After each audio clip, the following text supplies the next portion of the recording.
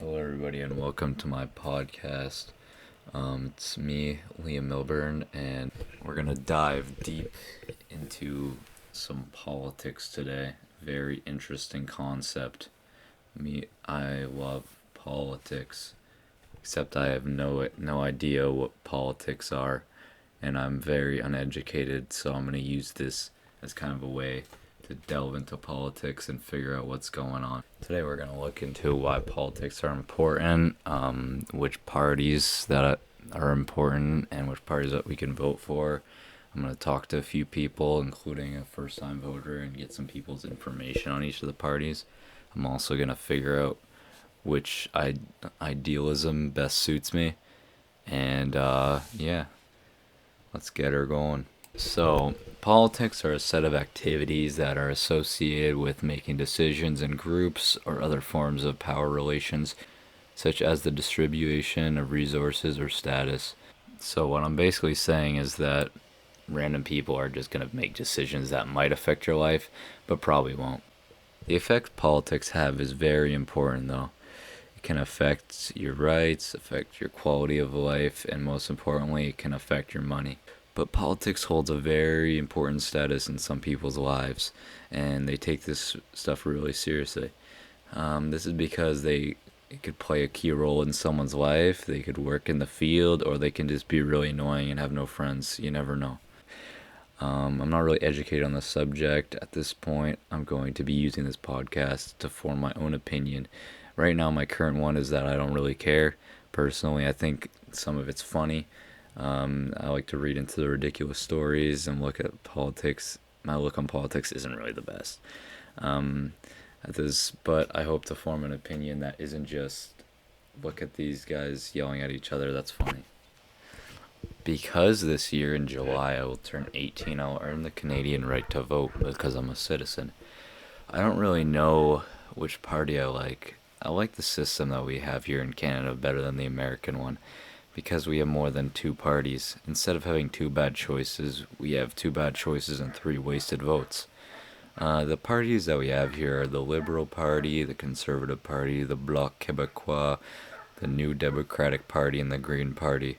Alright, I'm going to name the things that are good about each party. So, starting off with the Liberal Party, there's pro-abortion, LGBT rights, high rates of immigration with a free market economy, are not subject to overly burdensome regulations, development with strategies to combat climate change is one of the Liberals' main priority.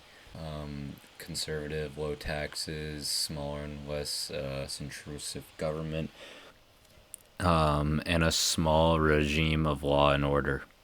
Now the Bloc Québécois, they basically just want to leave Canada. So if you're a fan of the people of Quebec not being in Canada, I think it's the place to be.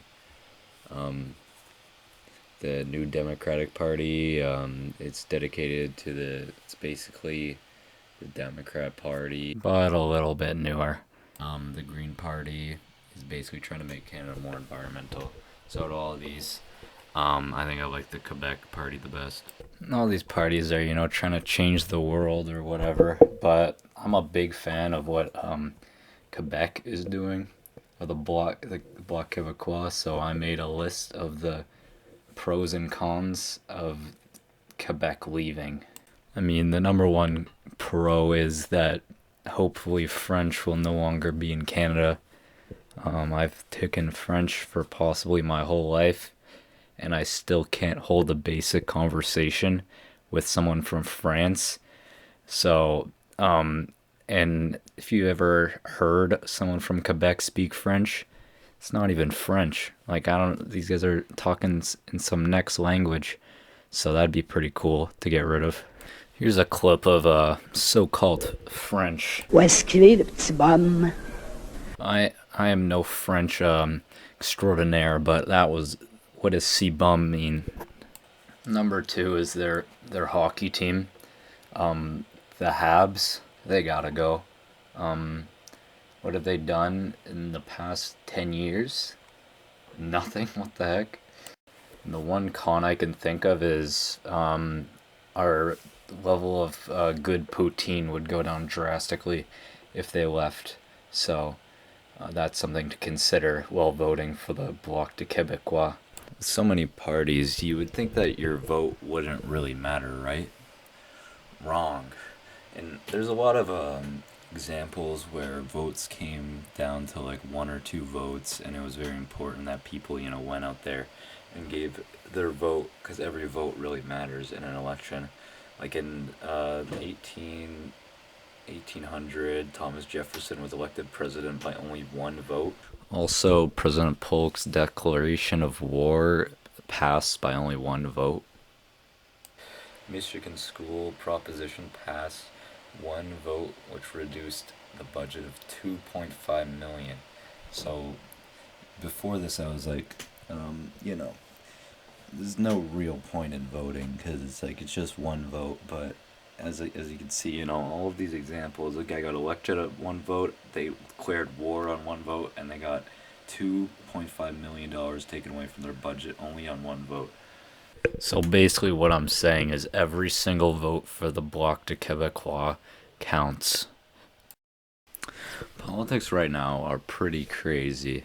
Earlier this year, there was people that rushed the Capitol in America because their politician that they wanted to win just didn't win.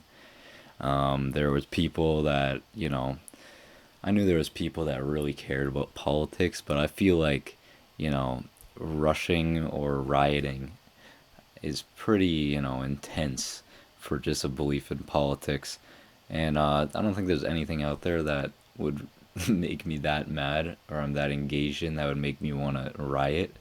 So I didn't really I think it's crazy that people take politics this seriously. It's crazy to me how passionate people are about this, and I don't think I've ever been this passionate about something, but I kind of feel left out, because I want to riot something. I just want to be that passionate. There's so many things because of how passionate people are, so many, news sources that make their whole livelihood on just showing politics, podcasts, YouTube channels, all dedicated to politics, and they're very successful. For example, Ben Shapiro epically owns leftists, which has a whole ton of views, over like 10 million views, which is, just a compilation of him, debating people. And I feel like it's kind of crazy that many people care about that. I feel like people take it a little too seriously to the point where they get rid of friends and distance themselves from family.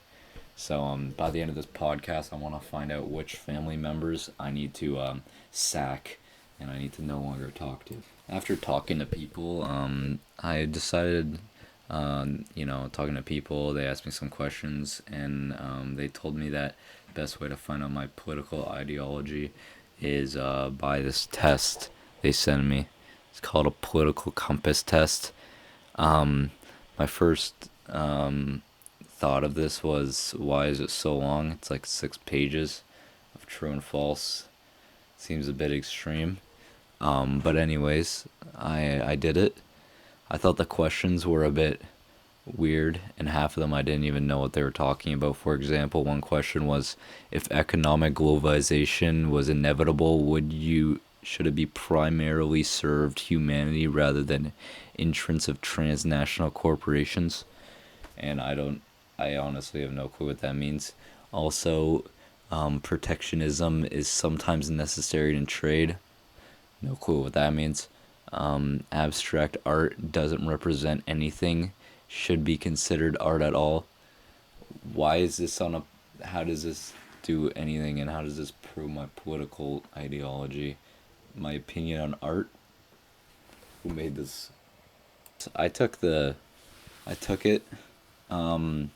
finished all 6 pages or whatever. I ended up getting the bottom left square. It was like, the bottom left square was the left and the libertarianism. So I guess I'm a librarian or something. Anyways, I ended up getting the bottom left. I don't really know what that means. It shows that I'm pretty close to Gandhi, and I'm like the complete opposite of Hitler. which was a pretty big relief, I'm not gonna lie.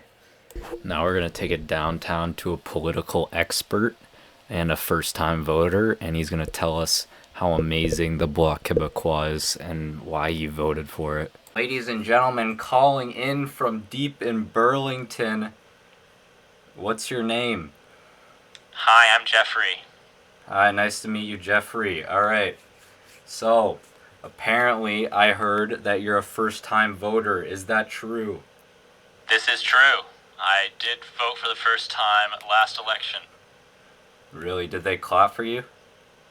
They did clap for me. I walked in Nice. after I handed in my ballot. They checked my driver's license to make sure I could vote, and they said, "Oh, this is your first time voting. Congratulations." And then clapped. It was very nice of them. That's my man. What research did you do before you voted? Well, I looked at each party, looked at what each leader was saying, what each party, basically, what their whole shtick is, what each person was saying, like, exactly who was more. I kind of looked more for who was more for, like, students, university students, but mostly. And, yeah, that's about it. All right. Why did you vote for the Bloc Québécois? The Bloc Québécois. Yeah, why did you vote for them? I just felt they were the best party to vote for, and out of everyone else, they seemed the right fit. Okay, so why do you like the people of Quebec the most? They're hard workers. They give us all the power to generate, electricity in the country. Very true. Love them. All right. What advice would you have for first-time voters? Take a deep breath. Go with your gut. You can do it. All right. Last question. Who would win in an all-out war, Quebec or Alberta? I don't know. The Quebecs are, they're a rowdy bunch, but I think I'm going to have to go with Alberta. The All Rough right. Riders, baby. Thank you, Jeffrey. Clap it up, clap it up. After learning about all these parties and getting very professional advice and finding out everything and asking doctors and stuff, I think my final unbiased verdict for who you should vote for next election and who I am definitely voting for, you knew it was coming. It gotta be the Bloc Québécois.